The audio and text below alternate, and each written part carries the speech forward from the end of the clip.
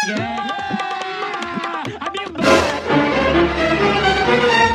হয়েছে রাকেব? ইমন করতেছিস কে? কি হয়েছে? হ্যালো ডক্টর, ইমার্জেন্সি আমার বাড়িতে আন। আমার বন্ধু জান কেমন করতেছে।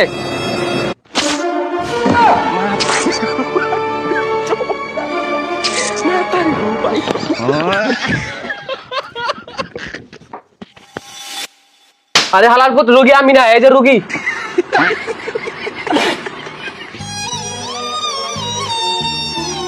I am sorry.